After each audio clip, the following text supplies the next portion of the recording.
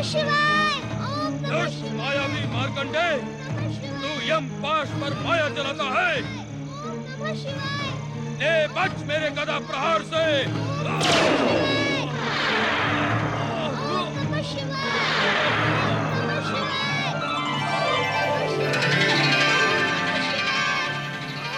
यमराज, प्रभु भोलेनाथ, निष्ठापूर्वक शिव आराधना करने वाले बालक मार्कंडे पर प्रहार करने का तुम्हारा साहस कैसे हुआ?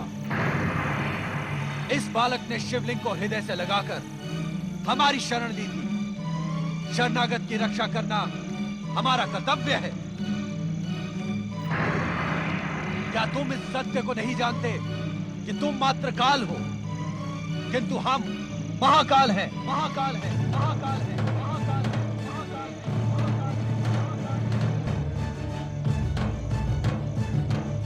हमारी निष्ठा और भक्ति की चरम सीमा पर पहुंचा ये बालक मार्कंडे शिव कृपा से अवध्य हो गया है। हे शिव शंकर, हे महाकाल, हे भोलेनाथ, मैं तो मृत्यु के अटल नियम का पालन कर रहा था।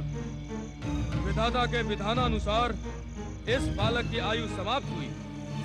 यदि मैं नियंता द्वारा निर्धारित समय पर आकर प्राण न हरता, तो आप हमें कर्म विमुख होने का दंड ना देते?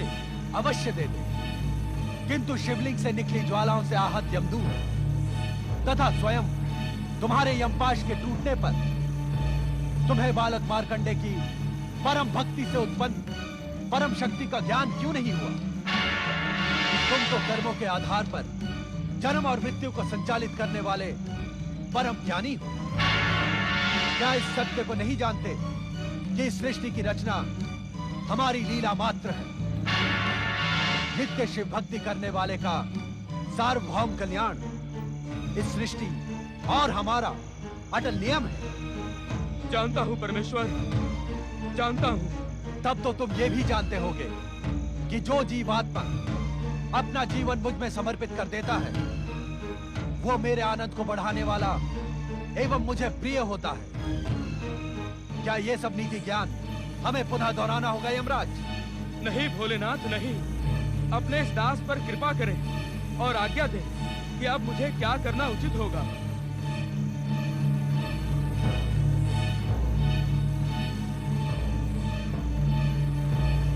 यमराज, मार्कंडे के माता पिता के पुण्य प्रभाव एवं जन्म से ही शिव निष्ठा के कारण अब यह बालक अल्पायु रहा ही नहीं।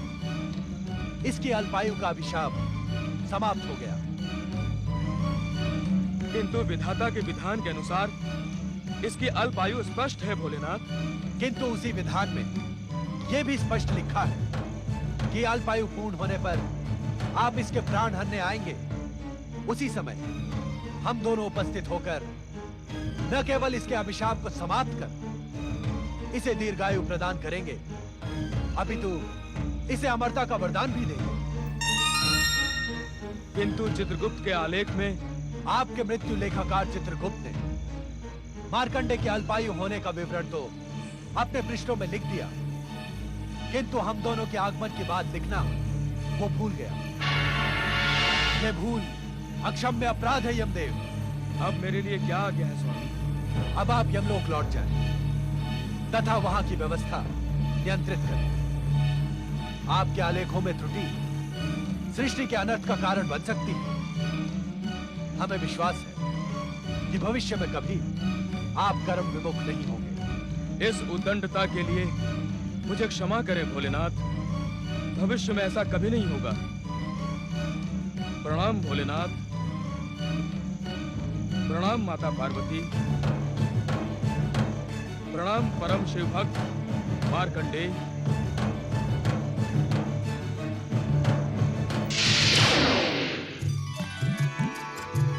जय हो भगवान भोलेनाथ, माता पार्वती। पुत्र मार्कंडे, तुम शिव कृपा के साथ ही साथ मेरे स्नेह के भी पात्र हो। इस क्षण से तुम मेरे लिए गणेश और कार्तिकेय के समान प्रिय हो। मैं तुम्हें अपने पुत्रों के समान ही अटूट स्नेह एवं सिद्धियां प्रदान करूंगी। जय भोलेनाथ। जय माता पार्वती, जय शक्ति माता पार्वती, जय सर्वेश्वर महादेव जी। हम अज्ञानी को क्षमा करें। हमने आपकी कृपा पर संदेह किया और मार्कंडेय के अल्पायु के भय से अपनी भक्ति को पूर्ण रूप से आपके श्री चरणों में समर्पित नहीं किया। कृपा निधान, आपकी कृपा अपरंपार है। आप तो दया के सागर हैं।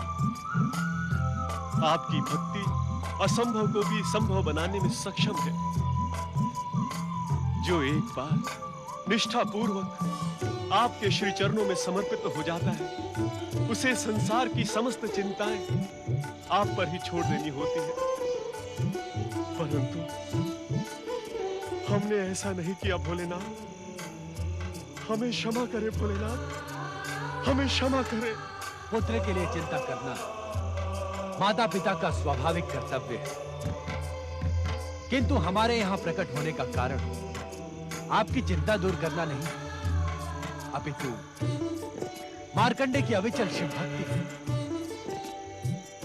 मार्कंडेय का नाम शिव भक्तों में उसकी अमरता के समान ही अमर हो गया है।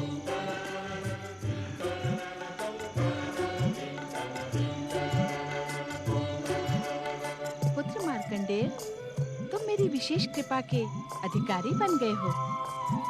माता, आपके चरणों में एक विनम्र निवेदन प्रस्तुत करने का इच्छुक हूँ माता। अवश्य पुत्र। माता, दुष्ट दैत्यों का अंत करने वाली आपके शक्ति स्वरूप की कथा मुझे बहुत प्रिय है माता। शांत क्यों हो गए मार्कंडेय? अपनी इच्छा निसंकोच कहो। यदि आप दोनों का आशीर्वाद हो तो मैं माता की दया, माया और शक्ति स्वरूप का वर्णन एक ग्रंथ के रूप में लोक कल्याण के उद्देश्य से करने का इच्छुक हूँ। तुम्हारी कल्पना एवं इच्छा अत्यंत सुंदर है पुत्र मार्कंडेय। इसे साकार करने के लिए हम तुम्हें आशीर्वाद देते हैं कि तुम्हारे द्वारा रचित ग्रंथ न केवल मार्कंडेय पुराण के रूप में जगत विख्यात होगा, अपितु आने वाले भविष्य में शक्ति स्वरूपा दुर्गा के भक्तों की भक्ति एवं प्रेरणा का स्रोत बनेगा। पुत्र मार्कंडेय, भविष्य में तुम्हारे द्वारा रचित मार्कंडेय पुराण का मनन, पाठन एवं श्रवण करने वाला व्यक्ति मेरी विशेष कृपा का अधिकारी एवं मेरा परम भक्त कहलाएगा।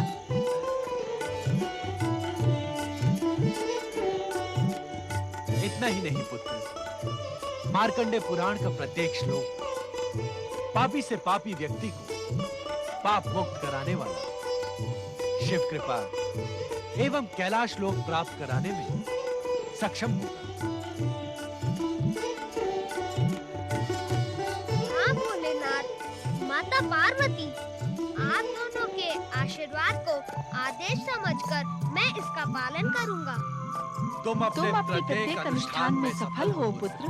भगवान भोलेनाथ एवं माता पार्वती की जय।